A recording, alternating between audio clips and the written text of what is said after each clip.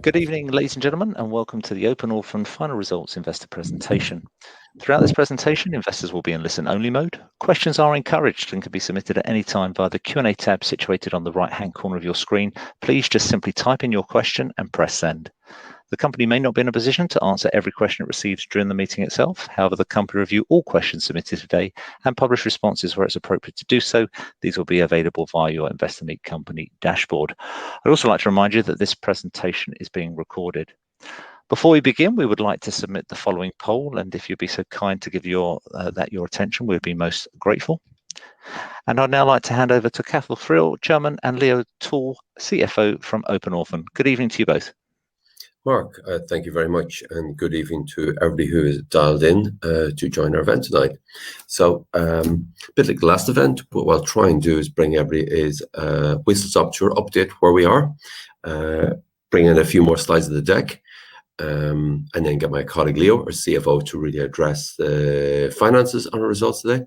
And then, most importantly, the reason why I like this forum, there's been a lot of pre-submitted questions, and let me work through them, give you an idea how the pre-submitted questions is.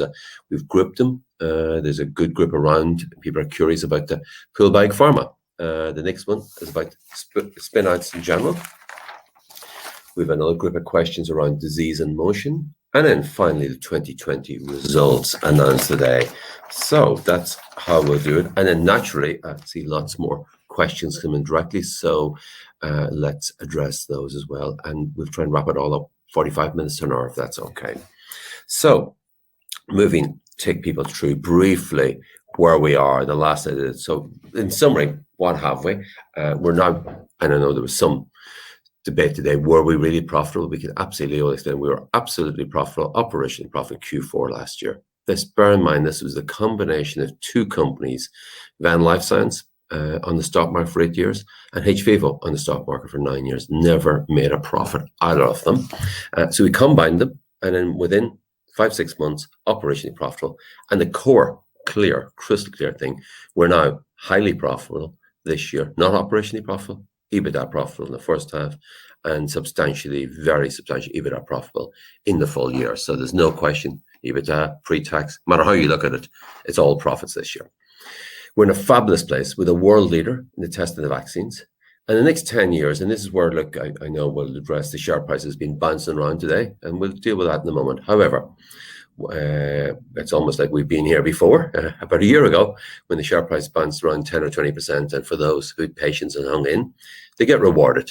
And on that note, I was hoping to buy a substantial amount of shares today. Unfortunately, there's a little bit more information that leaves me an insider. So within the coming days, as soon as that last bit of information that stops me from, it makes me an insider, you will see an announcement where I'm going to buy a substantial amount of shares. So that's been well flagged. It's not insider, but unfortunately, there's one last bit of information, and it's not to do, I know you're all guessing, to do with, it's very good news actually, but it's not to do with our pool bag spin-out. There's another piece of news. Unfortunately, directors cannot buy shares when there's any substantial news flow outstanding. So let's get that last bit of positive news flow out of the way in the coming days, late this week or early next week, and then I'm putting my money where my mouth is. Anyway, why am I very happy with my money where my mouth is? The next 10 years will be the decade of vaccines and infectious diseases. There was virtually very little spent on vaccines and infectious diseases. And guess what? The average year was about a 10 billion industry. The bulk of infectious diseases was the annual flu vaccine. By 2025, that annual market is now growing. 2025 is literally 4 years, will be 250 billion a year in products in the infectious diseases. That's $250 billion. It's the single biggest market ever in pharmaceuticals. And that's simply vaccines, antivirals, COVID, influenza, RSV, asthma, all those infectious diseases are suddenly. So we're right front and center, a bloody great place to be. We have an extensive pipeline of challenge studies, and look, watch this space for the 10 million deals. They are, as the next one, they are in motion, and for people who hang in there, they will be rewarded. We have a disease in motion platform that's now patented, and that will be spun off. I'm not allowed to say it'll be an IPO, but I think make up your own mind what we're going to do with it. The shares in that will be handed back to the shareholders. We now have the formula. It'll be done as a statutory demerger prior HMRC approval, and that means you will get those shares in your hands with no income tax on those dividend species. I'll explain that more in a minute. That's the way we're doing pool bag. You will get the shares in these vehicles, and the reason you don't pay income tax on them because we're giving you shares in a new company of assets you already own.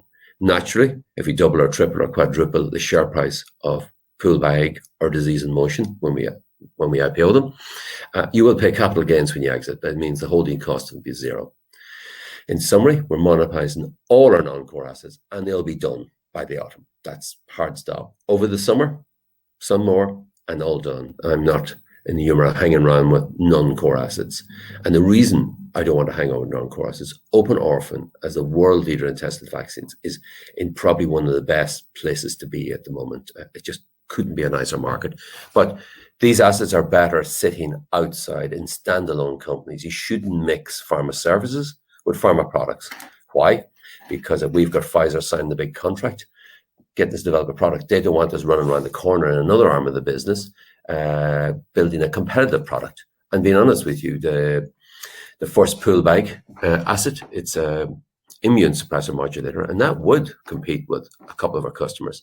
Big Pfizer and company don't mind if it's sitting in a sister company with commonality in shareholders, but as long as it's a separate company. So that's why assets, biotech assets in one, services in the other. And that allows us then, look what EKF did. EKF created over £1 billion sterling between renal analytics and the other ones. I'm going to give you the names of them again. They've gone a bit. Verdici and Trellis. That's well over. It's 1.2 billion sterling.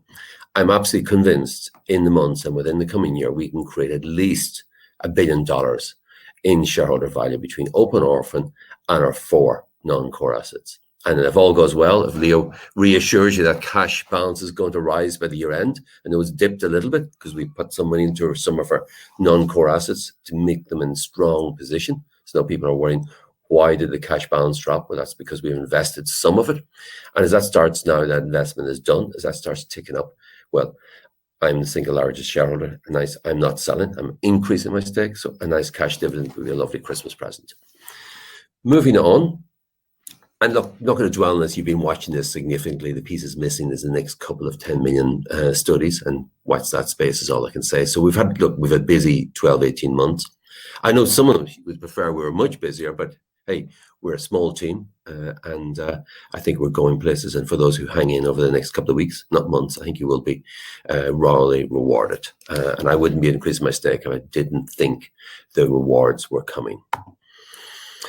I'm not going to bore you with this, but in case there's any new folks on here tonight, basically, we've a London office with a world leader. We run clinical trial studies. We have a Paris office, data management biostats, and we have a Dutch office. And I spent most of this week between the Paris office and the Dutch office, got back into London this morning, and all of the office are functioning so well together. And look at our customers. We're basically dealing with every one of the infection, basically vaccine, antivirals, Janssen, Boehringer, Merck, Pfizer, you name it, they're our customers. So that's not a bad place to be in a market that is absolutely on the upwards, infectious diseases. We don't want to be seen as all a COVID story. I know people, the COVID stories come and the COVID stories go, but it's a bit like the gift that keeps on giving, basically. And it's a terrible thing to say. It's not a gift, but it is for a business where we're testing vaccines. Many of us, hopefully everybody here tonight, has now been successfully vaccinated, so we can move around, we can do things, but you have new variations. And our firm belief is for the next couple of years, people be told, take your annual flu jab, and when taking your flu jab, take your COVID jab, and that's just the way it's going to be. It's very clear. 3.5 billion people in the world have now had either 1 or 2 shots of the vaccine. And the piece the media don't talk about, virtually nobody in that 3.5 billion have gone to hospital. Virtually nobody has died, and virtually nobody in that group has got serious illness. You may still get COVID, but it's only going to be a sore back, a running nose, or a sore head. So it's kind of moving into the flu phase if you have been vaccinated. So, and again, we're working hard on the next generation of vaccines, and they say a spray can do a whole community. An injection only can do one person. So bear in mind, we're well into the next generation of the vaccines as we speak. Really importantly, volunteer recruitment. We're screening over 550 volunteers, and we don't like spending big money. The previous management team would have spent 120 million, of which we then wasted a lot of it, but we left us nice facilities. We're minding our pennies. We've expanded the screening centre into what was formerly a Costa coffee shop. Manchester, again, an old gym. And we converted the Whitechapel Hotel. This is now the Whitechapel Clinic with 26 beds. So we've taken that in combination with the Royal Free Hospital, which the government has given us access to. That gives us close to 70 beds. That's by far the market leader by a million miles. Disease in motion. I know everybody's really excited about this. We've decided that's absolutely, and I see some questions about it, I'll answer them in detail, but that's a standalone company. We have the data. We have the largest database in the world of infectious disease progression. All our challenge studies ongoing with wearables on them, and we're collecting that data. So that's an absolutely standalone company. People are saying, why not keep it in the company? But again, we're a contractor. We're servicing big pharma. We're delivering them pharma services. Disease in motion, we can go to every pharma company and all the big tech wearable companies and do subscription services. So again, a bit like having a biotech in the same company as pharma services. We believe data is the future. So data should be spun off into a separate standalone company, and the model is the same. It'll be a strategy demerger. We will be giving you shares in that company as a dividend species in a tax neutral perspective. In other words, you will have no income tax. The only tax you'll pay on them will be when you sell them, and hopefully there'll be a good multiple, triple or quadrupling of them. There'll be naturally, now we've got the model, a 9 months lockup, and let me tell you that. The shares will be held in trust. The minute the 9 months is up, the shares automatically through Crest goes into everybody's account, and they're freely tradable. The potential spinouts are in progress. So basically this morning, look, there was only so much you could say about it, but I know our Pullbag Pharma CEO has been saying the roadshow starts next week, so he got away with it, so I can say it as well. So yeah, look, the Pullbag spin-off starts next week. It's a separate company. I'm chairman of both. I'll be splitting my time 70-30, 70% open orphan, 30% I will be non-exec in Pullbag because we have a very good hands-on CEO, Jeremy Skillington. He sold his last company in month 33 for £380. That was 10x in less than 33 months. So we've got to try and beat that, Leo. And believe it or not, almost a billion in milestone payments. So that was basically for an investment of 30 odd million. So no pressure to Jeremy. I'll be barking down. I say, Jeremy, get us to a billion pretty fast. And being honest with you, that's the beauty about a standalone biotech. We're going to try and get it on the NASDAQ as fast as we can, i.e. summer next year. And there's the beauty of the spinouts. Put it onto NASDAQ, put it onto AIM in the coming weeks. It's almost like ready for takeoff. It's a unbelievably hot space. It's providing pharma products to big pharma. We know these pharma companies really well through Open Orphan. We deal with them every day of the week. And now our sister company can make products for them. So what do we say here? It's initially a vaccine discovery platform. It's also got an immune suppressor for severe influenza. And guess what? It stops the cytokine storm. So naturally, there's going to be some patent extensions into long COVID. So that product, the immune modulator, will do influenza, long COVID, and a multitude of things. So that could be an absolute blockbuster. Bear in mind, Jeremy, our CEO of Pullbag's last company, he sold this company for 380 and it hadn't even started phase 2. So it's, again, an infectious disease product. So it's a really exciting place to be. We have a biomarker platform for predicting severe disease, and we've licensed some of the data in. Now, that's not an exclusive license. It's only some of the data we don't need. It's tax neutral dividend species, and distribution day was the 16th of June, that was yesterday, and is effective from the 18th. In summary, what are our non-core? It's a phase 2 ready immune suppressor modulator. That's the first thing we've talked. It's called Pullbag Pharma, and basically as of the ex-dividend day was the 16th. Distribution date the 18th. Roadshow starts next week, and IPO will complete in about 3 weeks' time.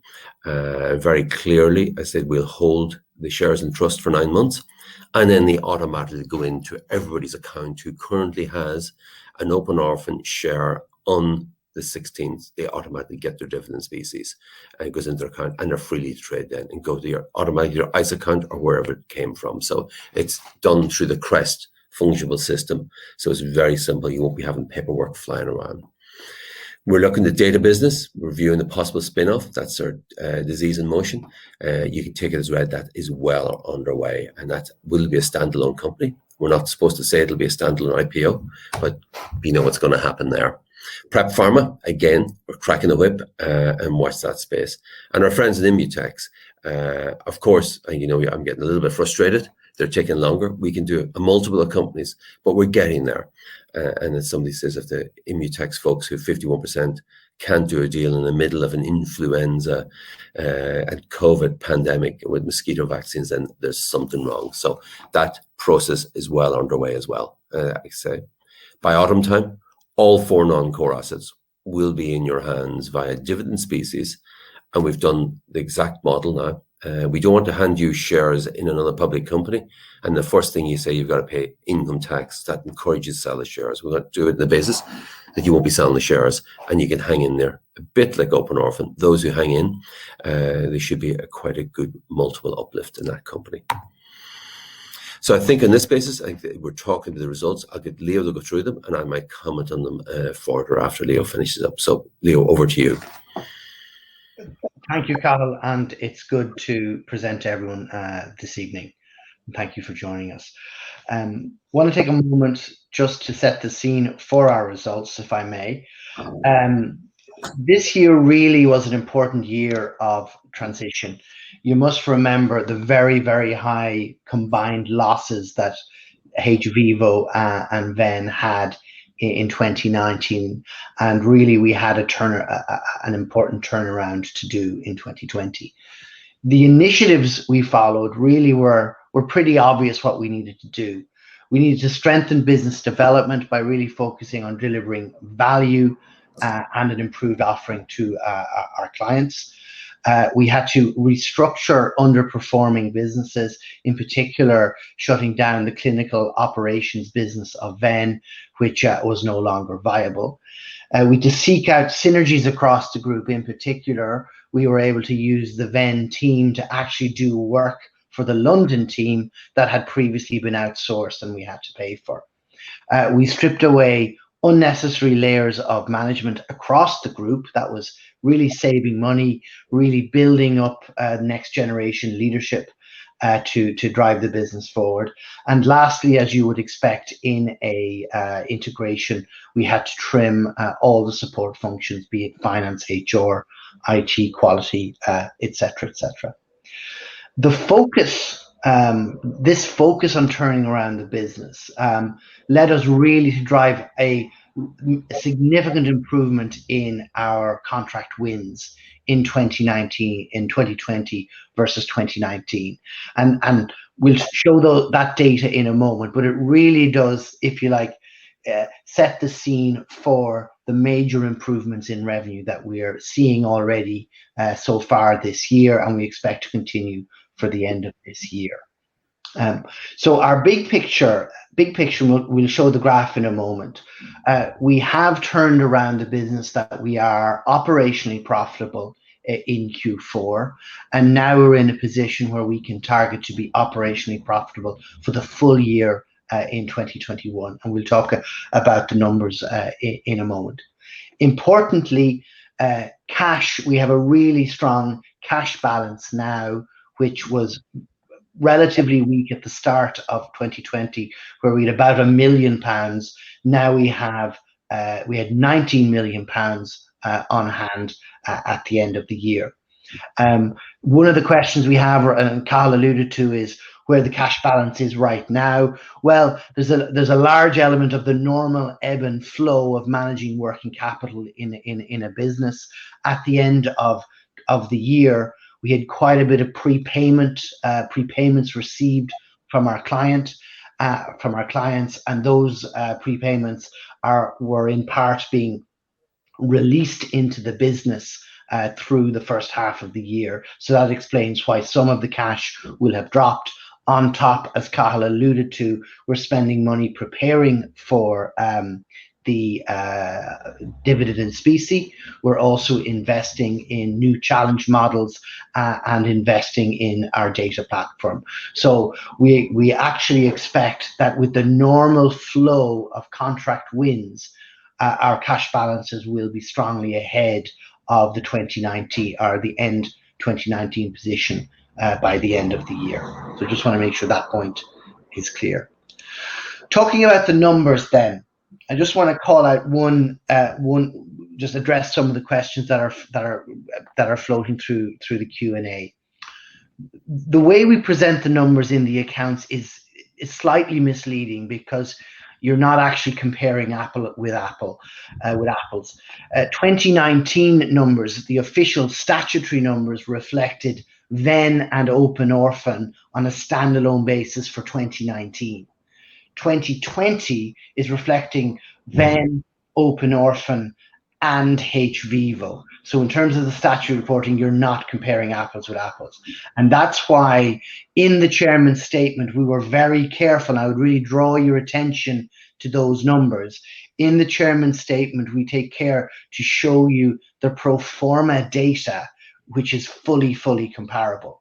And so the numbers that I'm presenting in this slide are the full pro forma data, on a full year basis, and are fully comparable. And indeed, we do see a modest drop in revenue year on year. And that really was a function of managing our way through the COVID, I suppose, getting used to COVID in Q2 of last year, as well as divesting and winding up the clinical operations business in Europe, around Europe. However, if you look at the underlying cost position, you'll see that our costs have actually gone down by £3.5 million on a fully comparable basis. And that's just compared to what we show in the accounts, which are not comparable, showing, say, salaries jumping significantly from one year to another. That shows the effect of the merger, and I hope that clarifies that point. So I've touched on some of the points in here in the P&L in terms of what we've done to close offices, eliminate unnecessary layers of management. So really that sets the scene for a lot of full year effect of those activities hitting our numbers in 2021. I'm going to show a few graphics here just to help you see the change in performance, again, on a fully comparable basis. So if we look at our quarterly performance in 2020, and there is a question I saw asking about H1 versus H2. So clearly in H1, we made EBITDA losses of just over 5 million, and that's the pro forma data that we reported on the half year. But notice the strong recovery that we made in the second half of the year, where our revenue rates started picking up significantly. And it's that step up in revenue in Q4 that has allowed us to be operationally profitable in Q4. And it is our target, and in fact, the momentum that we have is that Q4, that broad trend line is continuing through the year through to the end, of 2021. This slide is very important, what I consider to be really important leading indicators for the business. So if you look at our win rates, contract win rates, and these are in large measure what we have announced, plus some other change requests that have gone through in the normal course of our business. Notice how wins on our Challenge Lab business have jumped from 4 million to 27 million from 2019 to 2020. I point out that already this year, we're at 15.4 million, and we actually are confident that we're going to have another material win very, very soon, that we could actually be very close to our 2020 total very, very soon. So that is really, really strong performance on the sales side in terms of winning contracts, which feeds your revenue in following periods. And if you factor in that there's about a 4 to 6 month lead time from winning a contract to getting quarantine trials underway, that is really feeding the funnel for the second half of this year. I've touched on cash a moment ago, but clearly, we're in a much stronger position now, given the fundraising that we've done, given the strong prepayments that we've received from our clients, that we can weather any storm, we can manage the normal ebb and flow of working capital that will happen on a business like ours. And just a quick word, and I'll let Cathal talk a bit more about the demerger. But overall, we're very confident now about our outlook for the year, or for 2021 and beyond. A strong pipeline of challenge models in flu, RSV, and COVID, where we have a strong pipeline that we are closing. We also have invested to deliver new models in malaria, strep, pneumococcus, and asthma. And we see contracts forming. We're going to sign contracts for these indications this year, which will deliver revenue next year. We are targeting, and we're now increasingly confident of full year profitability in 2021, and and strong revenues in 2021. The market consensus is pointing to revenue between 45 and 50 million. The market is also pointing to EBITDA numbers of the order of 7 to 8 to 9 million in EBITDA. We think those assessments are pretty good. We're actually targeting that we can exceed those numbers. And in fact, as we look ahead into 2022, we don't see any reason why we can't be at least targeting double-digit growth for 2022. And the real question is just how far into double digits we go. We certainly think 20 to 30% growth again in 2022 is the kind of minimum target levels that we should be expecting. So overall, we've a lot done. We have still a lot of work to do to deliver, but we're very confident in the direction that we've taken and the delivery so far of the numbers in the last year. Cathal, over to you. Leo, thanks for that. So look, I think in summary, and we'll go to there's a lot of questions coming in online here at the moment. And so look, likewise, Leo can see the questions, and if there's anything on the finances is not clear, I think we were making clear as the brokers have set targets up around 50. And my view is we're going to substantially exceed them this year. It's always good to err on the optimistic side. Say Leo was a finance person. I think some people are worrying, are we really profitable? Absolutely, very profitable, and Leo's made that very clear. So my view in summary of the financial results today before I get into them, they're out there, it's clear. We are making good money. We're setting ourselves high targets. And look, my belief is this business will keep doubling up each year going forward, and we're by far the market leader. There's nobody close to us at the moment, and the stage where the big players are now, particularly the big CROs, have to work closely with us to do what we do, the challenge piece. So without further ado, I'm going to move over to the questions, and we can see them coming in. We'll try and get through them. I think probably the first question is, really, it hasn't actually come in, as the share price. Are we disappointed? Of course we're disappointed it's dropping off. I think what's been happening today, people expected monster profits of last year's and monster profits this year. Bear in mind, we're only in control of this business 18 months, but we're getting there. And I would say that, look, very clearly, I am committed to increase my shareholding. You'll see that days away. I should have been in today's RNS, but unfortunately, Director, there's still a piece of information that will put a smile on our face, and hopefully that piece of information comes through. I'll be free to buy. So just all I can say is watch that space. We had one of the few times a director can buy is around the publication of the results at a time like this. And we have to be cleansed. If there's anything insider outstanding, I've got to hold back. So trust me, that is a piece of news. It'll be all well worth waiting on. Let's see what happens over the coming days. So then breaking it down. But again, I think, look, we've been here before. People will sell, but people will buy. And I'm not buying more shares as the single biggest shareholder if I thought there were, if it wasn't a bloody good opportunity. So that's all I'd say on that. So let's break down the questions now. Poolbag Pharma, we've broken them down to groups. Question, can you provide more details on the dividend species concerning share values and Open Orphan's expectations for the new shares? Yes, look, very, very simple. The dividend species will be awarded a formula that's in the publication this morning, but really, cut a long story short, it'll work out in the region of about, well, there's a certain amount I can't say for the roadshow, but it'll be a substantial number of shares pro rata that could equate to between 10 and 20% of the current market cap. They will be given to you in shares, as the announcement said, held in trust for 9 months. And to give you an idea, we believe in that 9 months, there's something wrong if we haven't doubled or tripled the valuation of those. So that could be, in theory, you could be getting back a third of the company in those alone.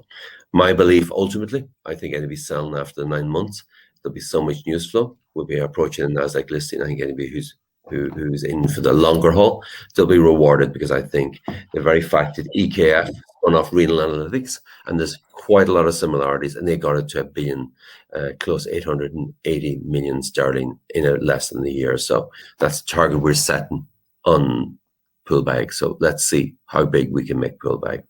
Second question, do you know the capital gains implication of distributing pieces for investors in Ireland? From Cormac Code. Cormac, we've got UK HMRC prior approval. We have some of the Irish accountants say it is a strategy demerger. So people are getting shares in a company over assets they currently own. So they should be as tax neutral can get. You will have capital gains to pay on them when naturally they will be sold eventually. So there will be a capital gains. But normally people worry about dividends is that you have an income tax liability.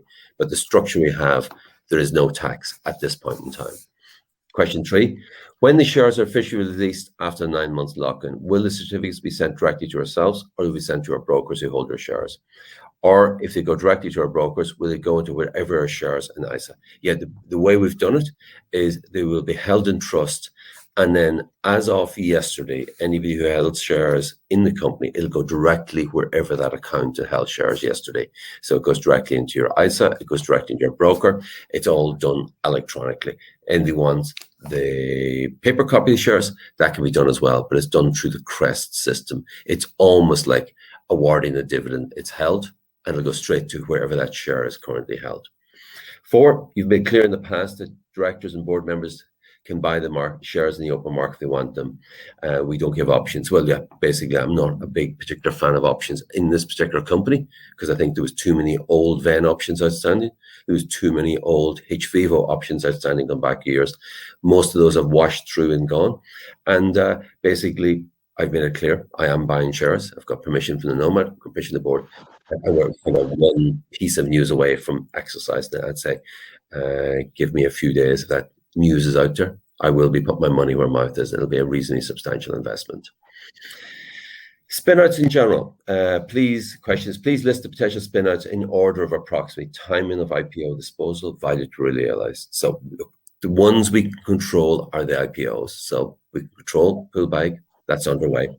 I said roadshow starts next week and IPO will be completed within 3 weeks. The next one we absolutely control is a disease in motion or data business. You can take it as read. That's already work in progress. IPOs do take a number of months, but we will be handing dividend species shares out yet again on that one. And again, somewhere in the region of 10 to 20% of the market cap is we would like to guide the market with. And then the other two, Prep Pharma. I know people are frustrated, nearly there, but do bear in mind when you're trying to sell assets like that to big pharma, it does take time. We can push an IPO out in 3 to 4 or 5 months, but it does take a little longer to get deals done. But I've made it very clear they will be all gone by the autumn, all those 4 non-cores, and everything returned to the shareholders, myself, yourself included, via dividend species and by strategy demerger, that you won't have an income tax liability.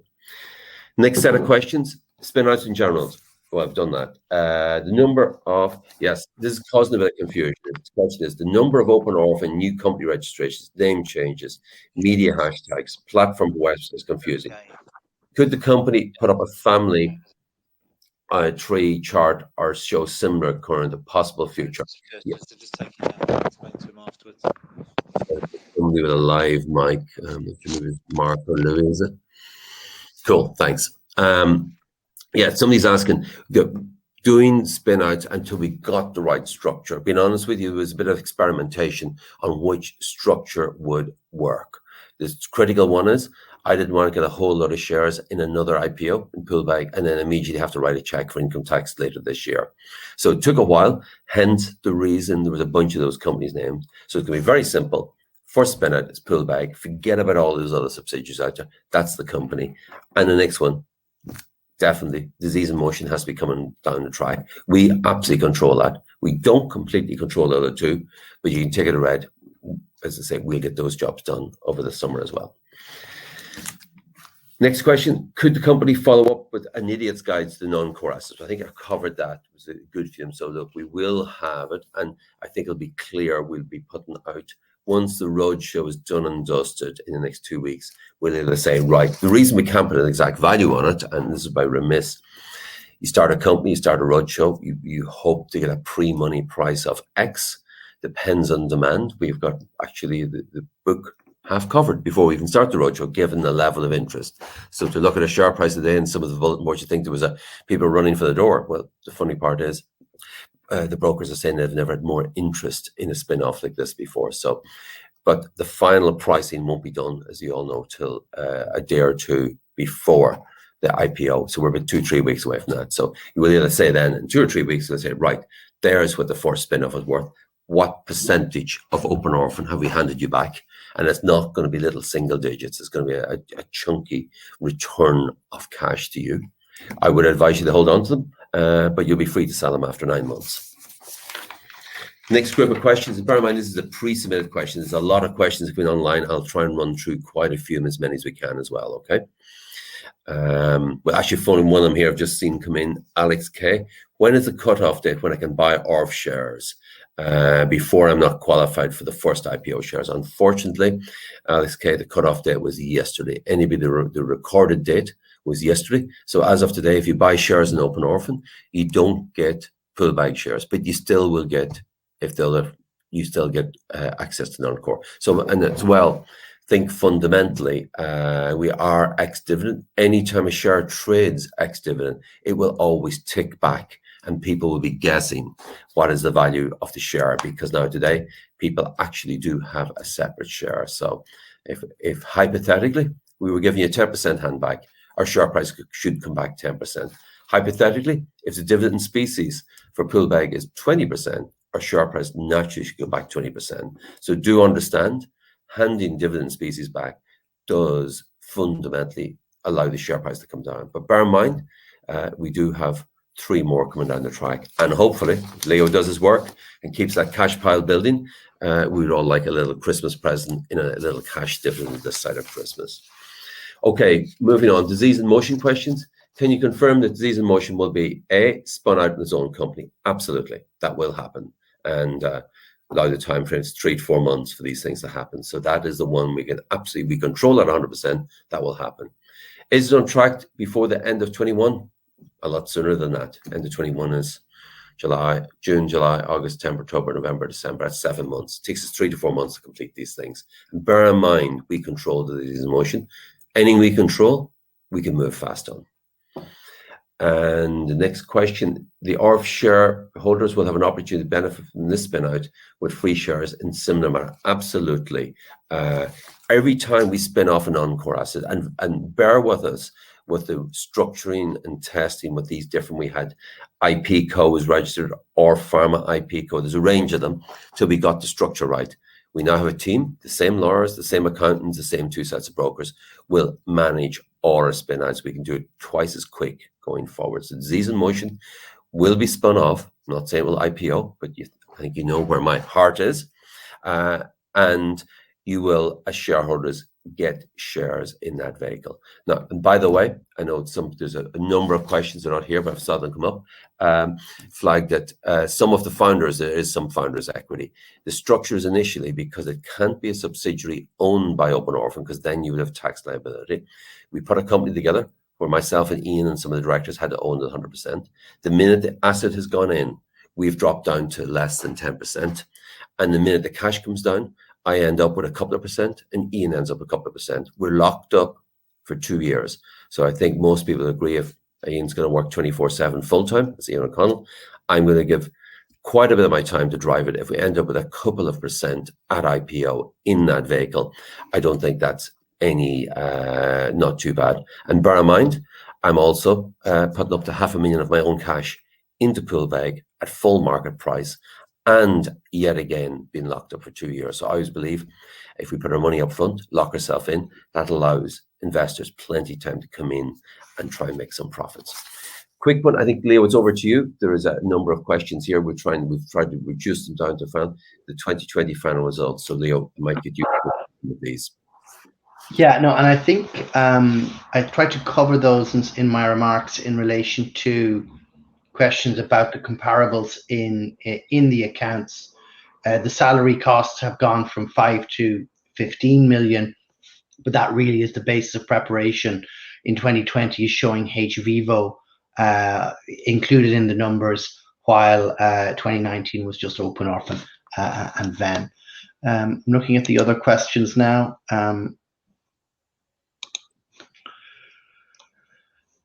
There is questions about H1 versus H2. I think I addressed that in the slides where I showed that we made, on a comparable basis, £5 million loss on EBITDA basis in the first half of the year. But you'll notice that we turned that around to make about a 2 million loss in the second half of the year. So that shows the turnaround on profitability there. Leo, very importantly, you're talking about last year. There's no last year. There's no losses this year. No losses this year. Correct. Thank you, Carl. I think there was a question about cash balances, which I touched on, and that really is it's working capital movements, because we have large cash prepayments in the 2020 balances, plus investments that we've made to manage the management, the dividend in specie, and the capital reduction, and investments in our challenge models and in the data model that we're working on. I think I've covered the headcount. Again, there's questions about headcount, the comparable numbers. Again, there's an element of measuring averages at the start of the period versus the end of the period, and it's also the comparability point. What is really clear, just so for the record, is that versus the opening position, versus the opening headcount at the start of the year, before we acquired hVivo, we actually cut almost 50 heads between, and most of those were restructuring and integration and some natural attrition. But out of that baseline, there was certainly 50 heads that we actively worked on as part of our restructuring that I alluded to. And because those restructurings phased over the course of 2020, you don't get all the benefit of those savings in 2020. So you're seeing quite a bit of the full year effect of those headcount savings flowing into our numbers now in 2021. Those are the key questions that I was aware of. I think there were a few others about timing of accounts, I think. I'll jump in, Leo. I'll jump in some of the rest. And maybe what I'll do, because the people have taken the time to submit questions, so let's try and run through the outstanding ones pretty quickly. E&M, 8 months on, is the characterization study completed, and when is the first CHIM contract expected? Ian, very precedent, absolutely. Look, sometimes when you're dealing with the only one in the world, you're dealing with the UK government, yes, that the initial characterization is almost complete. And bear in mind, On completion is when you see the start of the 10 million contracts. And all I can say is you just have to bear with us. These things do take a little longer, but for those who wait, all I can say is watch this space. I can't say any more. But the study, the characterization is virtually completed. We're literally there. There'll be publicity around that. And at that point, we can sign off on our 10 million contracts. So that's absolutely.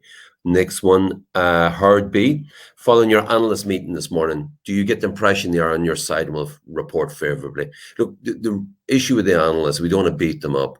They have their job to do. They're always beaten up in the past of overhyping companies and getting it wrong. They want to err. All I'm saying is that the analysts at the moment are forecasting close to 50 million sterling and 7-8 million pre-tax profit.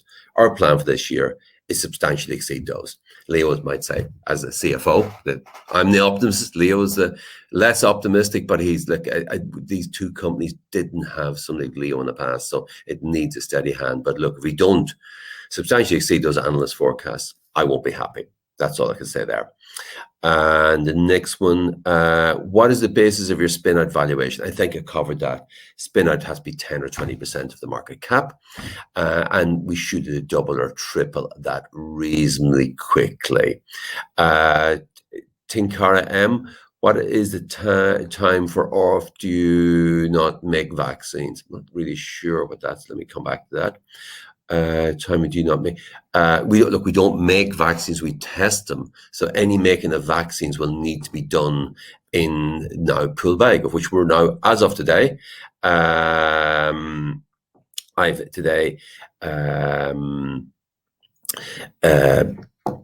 very substantial investment. As of today, I feel that we've got two companies on our hands. Okay. Next one, running through these questions. Can you give him more? Okay, Chinkara, can you give us more granularity trajectory on the revenues and how you're counting your receivables? Look, I think that's going to, as for Leo, I think is clearly when we sign a contract, we don't do multi-year contracts. The contracts are from signature, Leo said earlier, and we deliver, we get money up front right away, 15, 20% on signing, and it's delivered within 3, 6, 9 months. We don't have these big CRO contracts that last multi-years and people get confused. So Tinker, that's revenue recognition is in the year we sign. Occasionally, a little drop off. Gordon F, where are we? Sorry, I'm trying to read these. I'm trying to get some of them here. Sorry, reading. There's a lot of them coming. There's a lot of repeating. It's John G. If the new shares are in an ISA, surely there's no capital gains tax. Absolutely, yeah, you're right. But I'm only focused on the Poolbeg. So if sit in your ISA, absolutely, it'll be totally tax neutral. No income tax, no capital gains. So that's reassuring in your ISAs. David W. Are there any developments on the testing of an antiviral? Well, let's watch. Very soon, developments. Any update with Chinese pharma? Absolutely. Again, like all these things, who has seen a fast deal with a Chinese company? And we got to be careful if you do it too fast. We want to be careful it's done right. All I can say, the Chinese companies and Chinese countries has got to jump in North America and in Africa and South America with their vaccines, the Casinovac, and they do need help from people like this. Yeah, they will try themselves, but we're very satisfied with the way things are going in regards to China. Again, look, I think people get very the good part of our business. As far as I'm concerned, we are going for the big prize of $1 billion, and we're going to grow it and keep growing it. So I think some of these things do take a little bit longer. Disease in motion, is it patented? Can it be? This is from Thomas B. Armin trademark. Absolutely. Disease in motion is a trademark. And with some of the, you'll see trademarks come through some of our biomarkers as well. Next one, Tim H. Cahill, you're saying all 4 will create share dilution, even if they're non-core. If so, what do you expect the share price to be after all 4 has been completed? Well, to be perfectly honest, let's do it this way. And this is the reassurance to shareholders.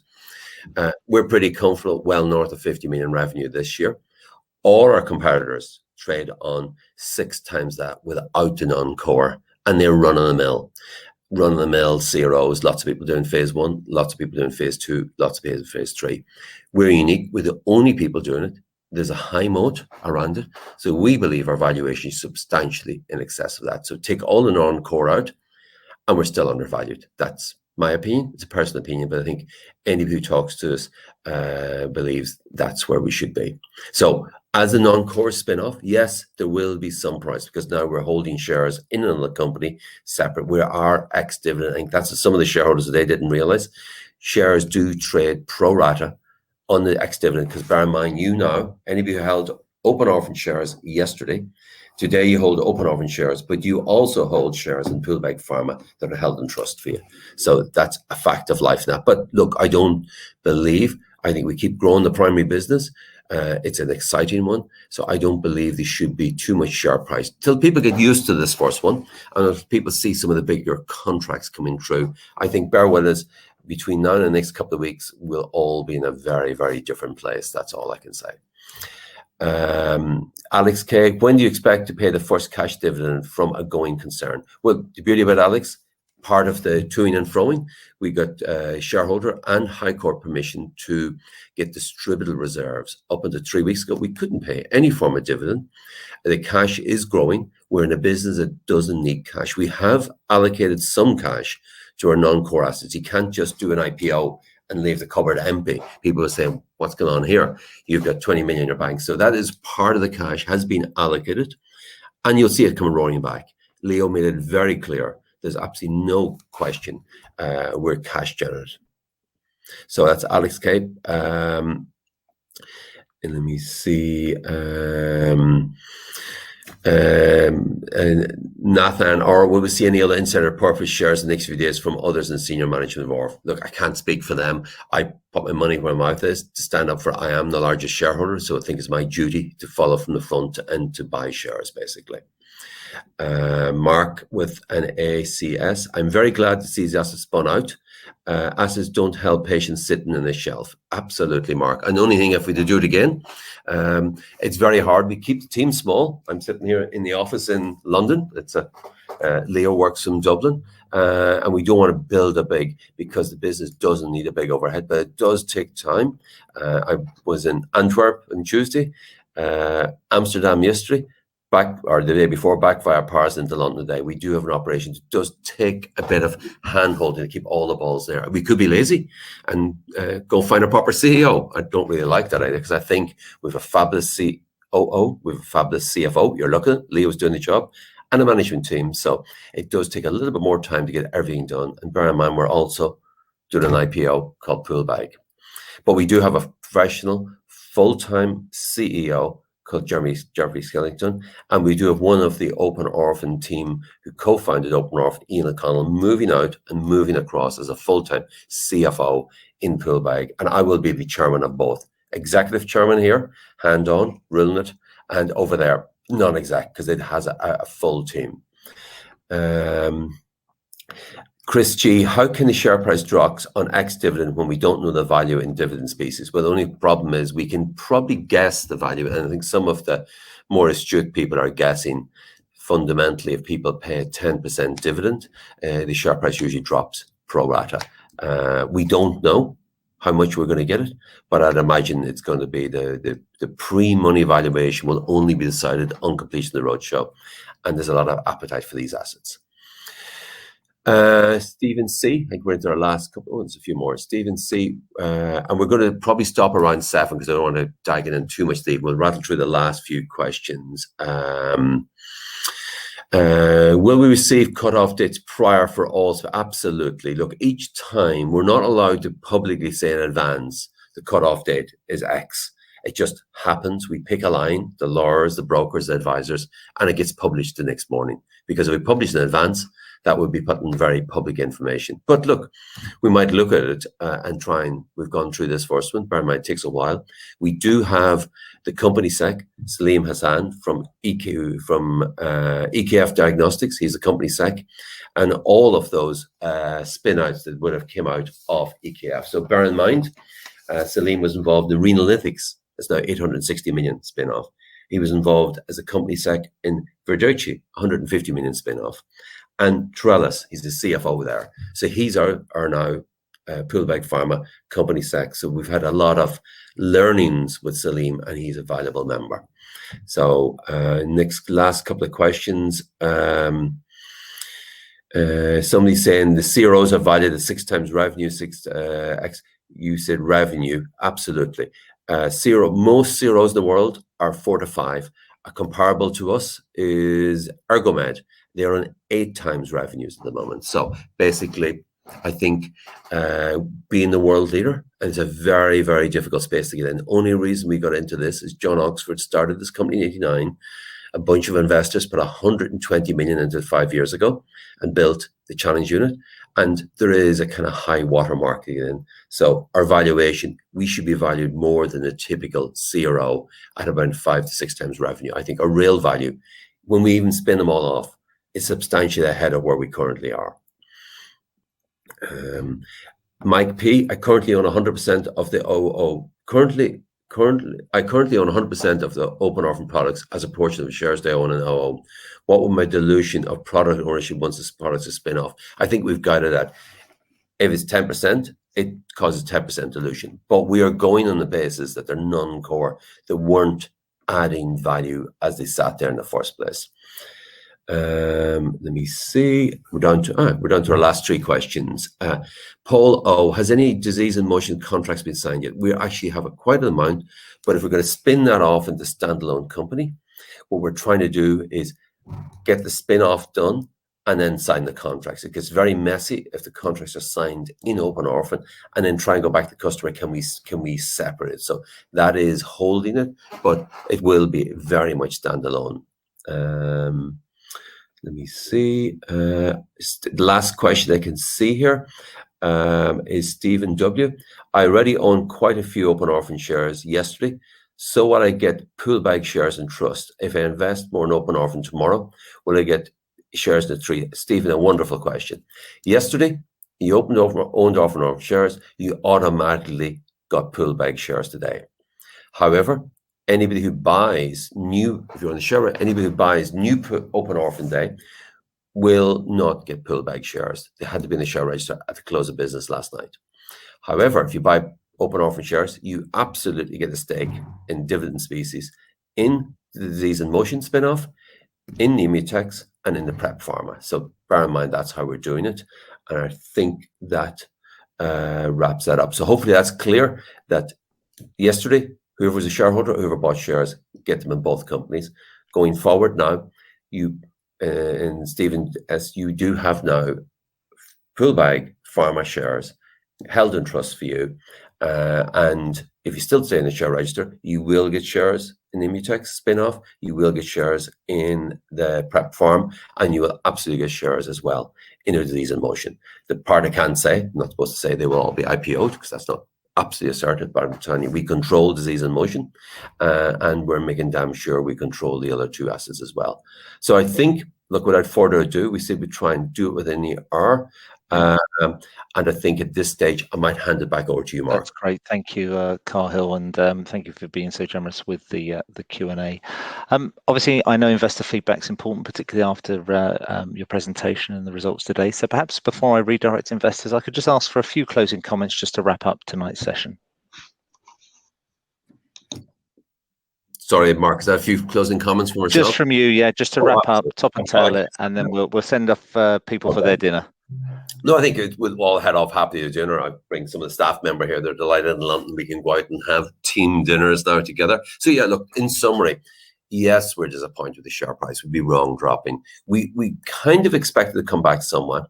Leo will probably be more to the fore in some of these presentations going forward, because I know I talk big picture. I'll deliver the deals, make sure we're the world leader. I'll make sure I'll run it like an iron fist. But as long as people submit questions to me, that Leo's making it clear, the cash pile is building up.